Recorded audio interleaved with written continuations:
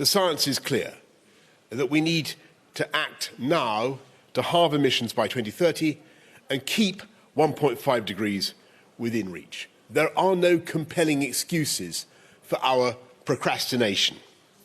Not only have we acknowledged the problem, we're already seeing firsthand the devastation climate change causes, from heat waves and droughts to wildfires and hurricanes. And unlike many other global challenges, the solution to climate change is clear.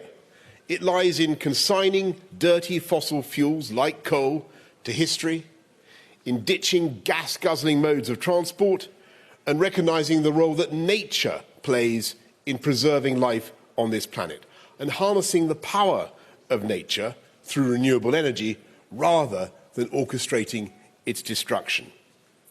If we don't act now, the Paris Agreement will be looked at in the future not as the moment humanity opened its eyes to the problem, but the moment we flinched and turned away. We've seen some progress in the last few days and weeks. Saudi Arabia, Australia and Russia have all made net zero commitments, meaning 80% of the global economy will wipe out its contribution to climate change by the middle of the century, up from 30%, thanks to the UK's COP26 leadership. Countries such as the United States have doubled their spending on climate aid. Every nation at this weekend's summit will end the financial support for international unabated coal projects by the end of this year. But these commitments, welcome as they are drops in a rapidly warming ocean when we consider the challenge we've all admitted is ahead of us. Just 12 G20 members have committed to reach net zero by 2050 or earlier. Barely half of us have submitted improved plans for how we will cut carbon emissions since the Paris summit in 2015. And we've also failed to meet our commitments to provide $100 billion a year to support developing countries to grow in a clean and sustainable way. The UN says emissions will rise by 15% by 2030, and they need to halve by then. The countries most responsible for historic and present-day emissions are not yet doing their fair share of the work. If we are going to prevent COP26 from being a failure, then that must change. And I must be clear that if Glasgow fails, then the whole thing fails.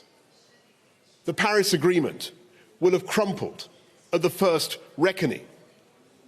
The world's only mechanism, viable mechanism for dealing with climate change will be holed beneath the waterline. Right now, the Paris Agreement and the hope that came with it is just a piece of paper. We need to fill that piece of paper, to populate it with real progress. And I know that humanity has in it the power to rise to the challenge. The UK has proved it can be done. We've lowered our greenhouse gas emissions by 44% in the last 30 years, whilst increasing our GDP by 78%. And we're cutting our contribution to climate change more and more every day. We've made some progress at this G20. We've had a reasonable G20. But there is a huge way still to go. We all know that we have the technology. What we need to do now is to raise the finance, but above all, we need the political will in Glasgow to make those commitments and to keep alive the hope of restraining the growth in our temperatures to 1.5